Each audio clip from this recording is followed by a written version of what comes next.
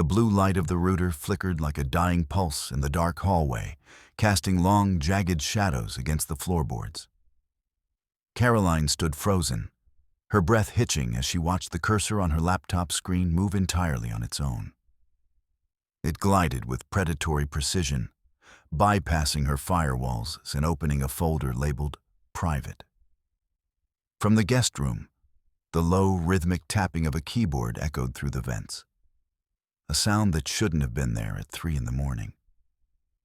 Suddenly, every smart bulb in the house flared to a blinding, surgical white, and the sound of her own voice filled the air. It was a recording from dinner, distorted and looped, her angry words played back at a deafening volume through the home speakers. As she scrambled to kill the power, a single notification popped up on her phone. A live video feed from a camera she never installed, showing her standing in the kitchen, trembling. In the reflection of the dark window behind her, a door creaked open, and a figure she thought she knew stepped into the light, holding a device that had turned her sanctuary into a digital cage. The clock on the wall of the faculty lounge ticked with a clinical, rhythmic aggression, its brass hands inching toward 7. Caroline Whitman's fingers ached from gripping the red pen, the tip pressing too hard into the student essay. Ink bled through the cheap pulp like a bruise. She exhaled through her nose, the sound sharp in the vacuum of the quiet school, and flipped to the next page. Another one about the American dream. The words blurred for a second, the handwriting slanting like a drunkard's stumble across a white field. She underlined a comma splice in the margin, the pen squeaking against the paper, a sound that felt like it was scraping against the inside of her skull. She lived by these margins. Life, for Caroline, was an equation that had to balance, a series of proofs where logic provided the only safety. But as she sat there, the weight of the silence in the building began to press against her. She gathered her things, the rhythmic thud of her heart syncing with the distant hum of the radiator. Back in her apartment, the atmosphere was different, though no less structured. The yellow circle of her desk lamp cast a warm, protective glow over the dining table, illuminating the precise stacks of graded papers. In the kitchen, the familiar clink of a spoon against a ceramic bowl signaled that Leo was awake, or at least upright, pacing through his morning ritual. The boy shuffled into the room, rubbing sleep from his eyes, his hair standing up in a messy tuft that defied the order Caroline tried so hard to maintain. She reached out, her fingers brushing the soft strands to smooth them down, a gesture of grounding for them both. "You're working too much again," Leo mumbled, his voice thick with adolescence. "Work is what keeps the roof where it belongs, Leo," she replied softly, her eyes returning to the red-inked page. "Go finish your breakfast." The piece was a fragile glass ornament, beautiful and thin. It shattered when the doorbell rang. It wasn't the polite, expected chime of a neighbor. It was a frantic, staccato demand. Caroline froze, her pen hovering. She stood, her movements stiff, and approached the door. Through the fisheye lens of the peephole, the world was distorted, but she recognized the man standing there. Ethan. Her younger brother looked as if he had been pulled through a hedge backwards. His shoulders were hunched, his jacket stained with the grime of a long road, and his fingers danced a nervous, erratic jig on the strap of a worn-out backpack. When she turned the deadbolt, the sound felt like a gunshot. Ethan practically fell into the hallway, bringing with him the sharp, metallic scent of a Boston rainstorm and the stale, clinging odor of cheap tobacco. He was breathing in ragged hitches, his eyes darting to the corners of the ceiling, to the shadows behind the door, anywhere but at her. "Caroline," he rasped, his voice a dry husk. "I didn't know where else. They're watching. I can't stay out there." She stood there, clutching a stack of fresh towels she had instinctively grabbed from the linen closet, the fabric a soft barrier between her and the chaos he represented. Looking at him, she didn't see the man he had become. She saw the boy who had been a shadow in their childhood home, the boy their mother had looked at with a cold, impenetrable disappointment. That same coldness began to seep into Caroline's bones, a familiar guilt rising like a tide. She remembered the day he had left at 15, the way she had let him go because it was easier than holding on to something so broken. "Just for a few days," she whispered, more to herself than him. She stepped aside, a silent invitation that felt like a surrender. She placed the towels on the guest room nightstand and nodded once. Eaton sank onto the edge of the bed, his head bowed, a picture of such profound defeat that her heart, despite its better judgment, gave a sympathetic throb. But the silence of the night is a liar. While Caroline slept, dreaming of falling numbers and shifting variables, Eaton was awake. He moved through the hallway with the silent grace of a predator. He didn't go for the silver or the cash. He knelt before the router, the small blue lights blinking like the eyes of a deep-sea creature. From his pocket, he drew a device no larger than a deck of cards, a tangle of fine wires trailing from it like cilia. His fingers, so shaky and clumsy in the light of day, were now steady and surgical. He tapped at a tablet, his face bathed in the sickly, Mertz-white glow of the screen. A soft click of a connector joining the network was the only sound. On his monitor, icons representing Caroline's phone and Leo's laptop flickered into existence. He watched the data packets begin to flow, her emails, her bank logins, Leo's private chats, all of it pouring into his hands. He smiled, a thin, sharp expression that never reached his eyes. The house was no longer a home, it was a laboratory.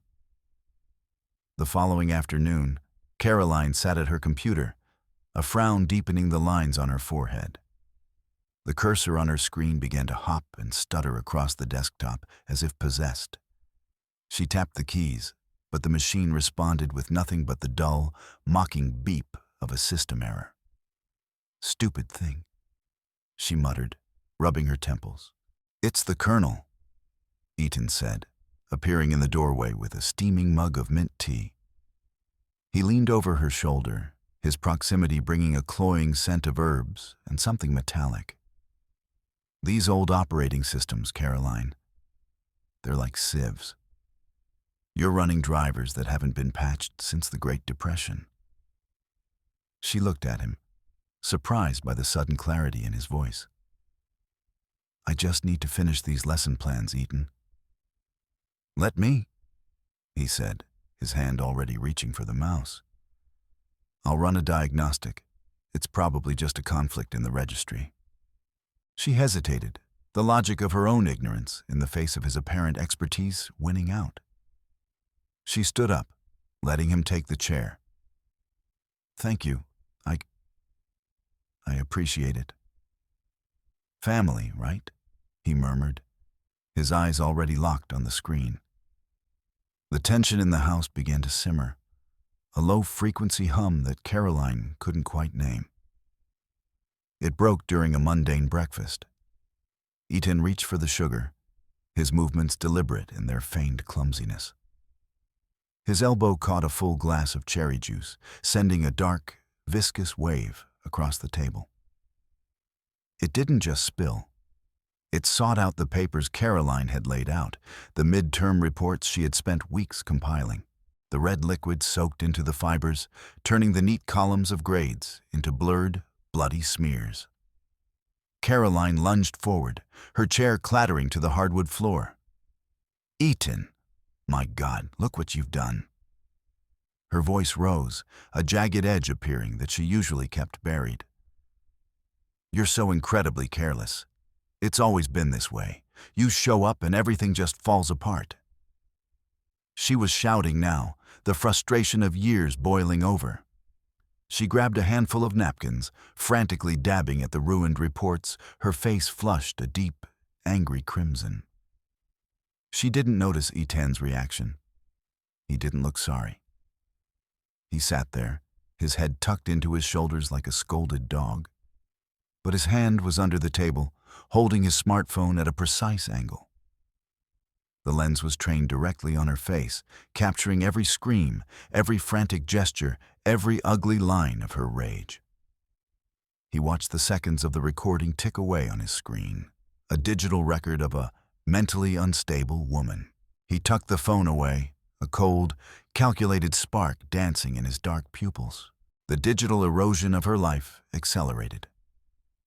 A few nights later, Caroline sat down to pay the monthly utilities.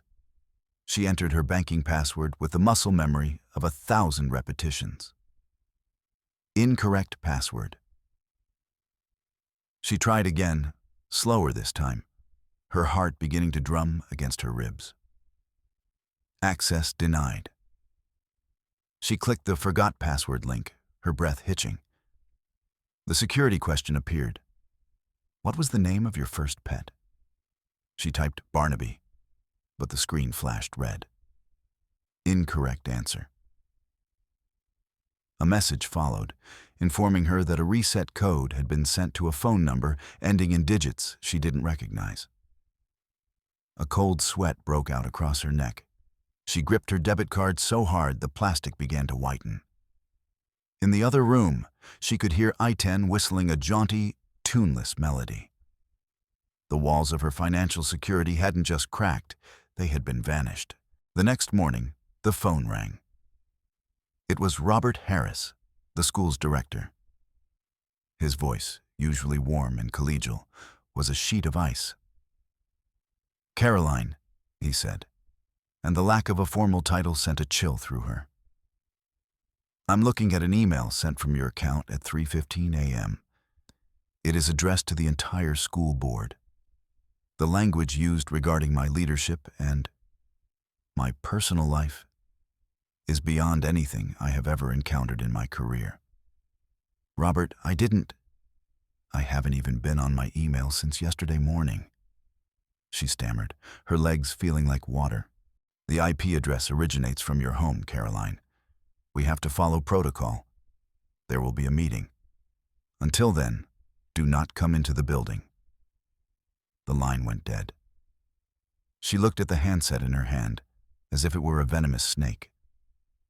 Across the room, Eaton was casually flipping through a magazine, his expression one of bored innocence.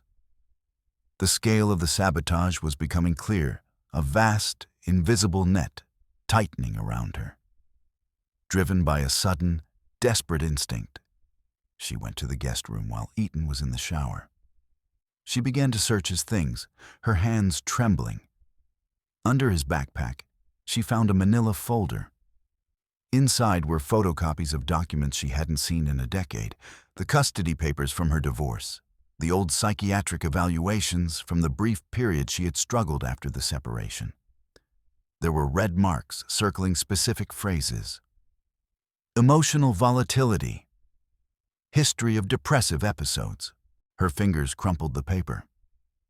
These were her shames, the secrets she had buried under a decade of perfect teaching and rigid schedules. A floorboard creaked behind her. She spun around to find Eaton standing in the doorway, a towel around his waist, watching her with a terrifyingly neutral expression. "Looking for something, sis?" he asked. The sis felt like a slur. Dinner that night was a silent, agonizing affair. Eaton cut his steak with slow, methodical precision, the silver screeching against the plate. He began to talk, his voice conversational but his eyes fixed on hers. "It's amazing, isn't it?" he mused. "How easy it is to tear a person down. You spend 20 years building a reputation, being the logic queen, and all it takes is one or two well-placed truths to make it all go up in smoke." He looked over at Leo, who was picking at his peas. "Did you know your mom used to see doctors, Leo? For her head? The court almost didn't let her keep you. Leo's head snapped up, his eyes wide and confused. What? Mom? Ethan, that is enough, Caroline said, her voice a low, vibrating whisper. Her knuckles were white as she gripped her fork. Just talking, Caroline. Just sharing the family history. Skeletons in the closet have a way of wanting out. He took a long, slow sip of water. I think things are going to change around here. I think I'm going to be the one making the rules for a while. He leaned back, and in that moment, Caroline saw the truth. He wasn't a victim seeking shelter. He was a conqueror who had found an open gate. The nightmare shifted from the psychological to the professional the next morning. She stood in Robert Harris's office, the air thick with the smell of floor wax and old books. He didn't ask her to sit. He slid a stack of papers across the desk. They weren't just emails. They were medical records, or things that looked like them. Her name was at the top, followed by words like chronic delusional disorder and propensity for social violence. These were sent anonymously to the board, Harris said, his voice flat, along with a video of you screaming at your brother. It doesn't look like a rational woman, Caroline. It looks like a breakdown. It's a lie, Robert. He's manipulating the data. He's an IT expert. The board doesn't care about IT experts. They care about liability. You're being placed on indefinite administrative leave, effective immediately. She walked out of the school in a trance. The hallway, usually filled with the vibrant energy of students, felt like a tomb. She went to her classroom one last time, her movements mechanical. She grabbed a cardboard box and began to pack. A stapler, a photo of Leo at 10, a worn copy of The Elements of Style. The tape gun screeched as she sealed the box, the sound echoing like a scream. Her colleagues watched her through their glass doors, their eyes averting as she passed, a sudden contagion they were afraid to catch. When she arrived home, the finality of her exile hit a physical barrier. She reached for her keys, but the familiar brass lock was gone. In its place was a sleek, black touchpad with a single, unblinking red LED. She pressed her thumb to the glass, but the system emitted a sharp, three-tone rejection. Through the frosted glass of the side panel, she saw the silhouette of Ethan. He was standing in the foyer, arms crossed, motionless. She hammered on the door, her fist bruising against the wood. Ethan, open this door. This is my house. Silence was her only answer. The red light on the door continued to pulse, a digital heartbeat that didn't belong to her. She was locked out of her own life. Eventually, the door buzzed and clicked open. But the home she entered was no longer hers. It was a prison of light and sound. At 3 a.m, the walls began to thrum. A heavy, distorted bass line erupted from the built-in speakers, a sound so loud it felt like it was rattling her teeth loose. The smart lights in her bedroom began to strobe. Blinding white, then darkness, then a sickly violet. Caroline sat up, gasping, her hands over her ears. She tried to hit the wall switch, but it did nothing.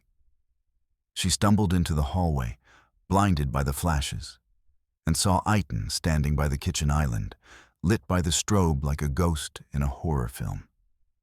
He was holding a tablet, his thumb sliding across the screen, orchestrating the chaos.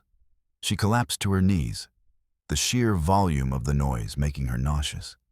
He watched her through the lens of the security camera he had mounted in the corner, a small, satisfied smile playing on his lips as he recorded her agony. The physical confrontation came the next day. She found him at the dining table, her laptop open before him. "Give me that," she snapped, reaching for the device. His hand clamped over her wrist. The strength in his fingers was shocking, a cold, mechanical pressure that made the small bones in her arm groan.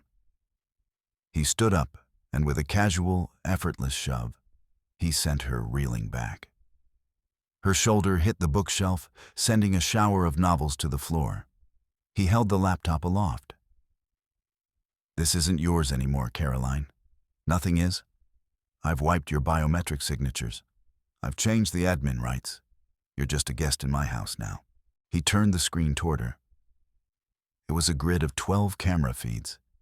He had wired the entire house. She saw herself on the screen, small, disheveled, and terrified. He had even put one in the bathroom. "I see everything," he whispered. "Every tear, every prayer. It's all being backed up to the cloud." She tried to call for help, but the phone lines were a chorus of static. When she finally managed to get a signal on her cell, she dialed her lawyer's office. "This is Caroline Whitman. I need to speak to Mr. Henderson immediately. My brother has—" "Caroline," the voice on the other end said. But it was wrong. It was Henderson's voice, but the cadence was off, the tone too flat. "I've reviewed the footage your brother sent. Honestly, I think you need medical help. Please don't call this office again until you've sought psychiatric evaluation." The line went dead. She looked at the phone, then at Eitan, who was twirling a small antenna-clad device in his hand. He winked. It wasn't Henderson. It was a digital mask, a voice synthesis program that had intercepted her call and played back a script of Eitan's making. She was screaming into a void he had constructed. The ultimate betrayal, however, was reserved for Leo. One evening, she heard the low murmur of voices from the guest room. She crept to the door and listened. "I didn't want to show you this, Leo," Eitan was saying, his voice thick with a fake, oily sympathy. "But you deserve to know why your dad really left." On the screen, a video played. It was Caroline's voice, distorted by what sounded like an old recording. It was the insurance money. The car was a total loss. It was better this way, without him. It was a monstrous jigsaw puzzle of phrases she had uttered over the years, clipped from home movies and voicemails, reassembled into a confession of murder. "She killed him." Leo's voice was a broken sob. "She killed my dad for money?" "I'm sorry, kid. Some people are just hollow inside." Caroline threw open the door. "Leo, it's a lie. He's edited the tapes. Leo, look at me." But Leo didn't look at her. He looked through her, his eyes filled with a searing, jagged hatred. "Don't touch me," he hissed, recoiling as she reached out. "You're a monster. I hate you." He ran past her, locking himself in Eitan's room. Caroline sank to the floor, the cold tile pressing against her skin. The house began to grow cold, literally. She looked at the thermostat. It was set to 50 degrees. The windows were already beginning to frost. Eitan had locked the HVAC system. She spent the night huddled in her coat, watching her breath mist in the air. Through the window, she saw Eitan and Leo outside. They were laughing, loading a soccer ball into the car. Eitan looked up and saw her at the window. He tapped his smartphone screen, and with a heavy, final thud, the motorized security shutters rolled down over the glass, plunging her into total darkness. The darkness, however, brought a strange, icy clarity. Caroline sat in the center of her kitchen floor, the only light coming from the red, armed LED of the security panel. She didn't cry. The time for tears had passed when the shutters fell. Instead, she did what she had always done when the world became too much. She looked for the pattern. She found a scrap of paper and a pencil. She began to listen. The house was a machine now, and every machine has a cycle. 21:04:02. The security camera in the hall sweeps left. The router's activity light flashes violet. 21:04:16. A soft click from the basement relay. She timed it again and again. Her mathematical mind, stripped of its emotional distractions by the sheer weight of the crisis, began to map the digital architecture Eaton had built. She realized he was overloading the local server. He was running too many high-def streams, too much encryption, too many voice masking protocols. Every 14 seconds, there was a lag, a microscopic stutter in the system's processing power as it struggled to re-index the data. In that 14-second window, the smart locks on the doors defaulted to a momentary neutral state. She moved. She went to the kitchen island and grabbed a paring knife. She didn't go for Eaton. She went for the wiring. She knew the layout of the house better than he ever could. She pried off the plastic cover of the main junction box. Behind it lay a nest of copper and fiber optics. She waited. She counted. 12, 13, 14. She jammed the knife into the primary power leads for the network bridge. A shower of blue sparks erupted, stinging her hands, leaving tiny black carbon marks on her skin. The house groaned. The hum of the servers died. The silence that followed was absolute. She grabbed Eaton's tablet, which he had left on the counter. In the chaos of the reboot, the BIOS lock was bypassed. She scrolled through the cached data. There, a map. A safe zone icon pulsing 3 miles away, an old hunting cabin their father had owned. She also found the archive folder. It was a treasure trove of his crimes. The original audio files before they were clipped, the templates for the fake medical reports, the logs of his unauthorized access to her bank. She felt a surge of cold, righteous fury. She found an old USB drive, a ridiculous thing shaped like an orange fish, and began the slow process of copying the files. The progress bar crawled. She heard the secondary power supply in the basement kick in. She had minutes, maybe seconds. The bar hit 100%. She yanked the drive and shoved it into her pocket. She picked up her phone. The network was still down, but the local Wi-Fi was trying to handshake. She sent a single message to Eaton's tablet. "I give up. Meet me at the school gym. I'll sign the house over if you let Leo go. Come alone." She knew him. He was a narcissist. He couldn't resist the theater of a final surrender. The school was a skeleton of its daytime self. Caroline let herself in through the basement door, the one with the faulty latch she'd reported months ago and never fixed. She made her way to the IT closet behind the library. She wasn't just a math teacher. She was the faculty advisor for the coding club. She knew the school's internal servers were isolated from the public net. She plugged her orange fish into the main terminal. She didn't just upload the files. She set a trigger. When the clock in the gym hit 10 p.m., the school's PA system, the internal monitors, and the local police dispatch would all receive the same broadcast.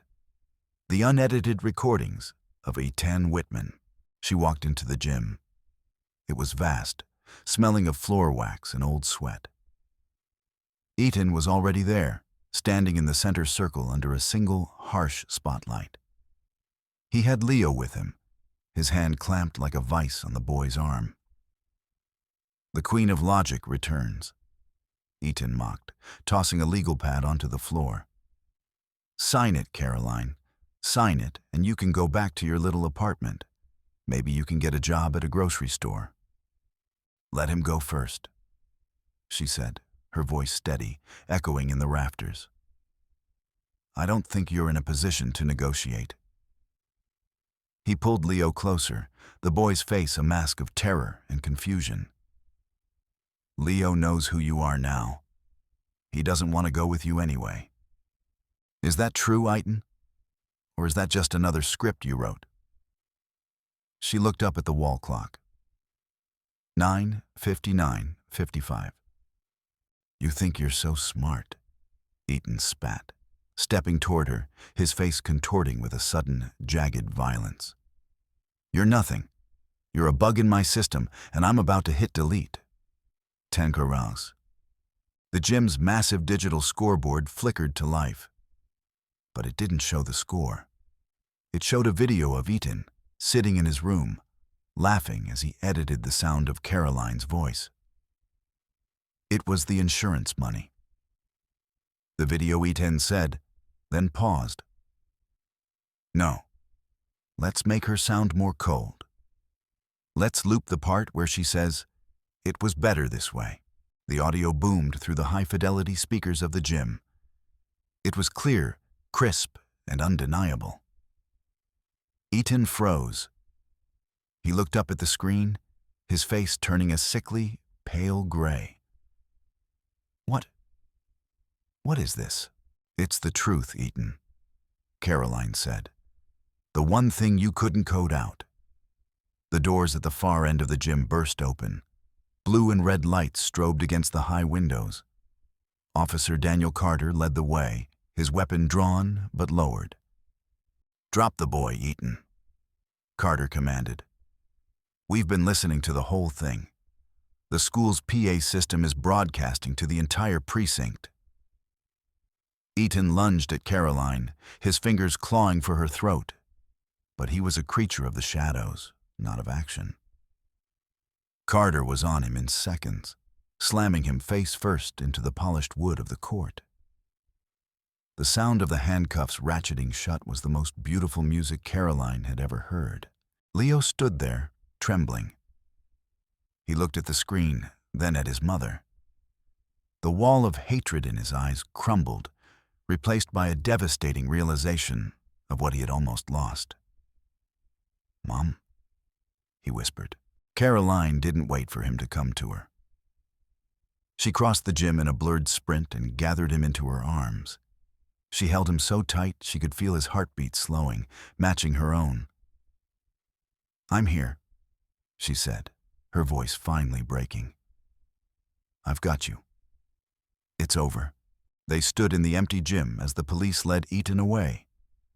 The digital screens around them flickered and died as the school system reset itself. The silence that followed wasn't the heavy, suffocating silence of the house. It was the quiet of a room after a storm has passed. Caroline looked at the red-inked papers still tucked in her bag, then at her son. The equations of her life had been rewritten. The variables had changed, and the old proofs no longer applied. But as she walked out of the school and into the cool Boston night, she realized that for the first time in her life, she didn't need a formula to know that they were finally, truly safe.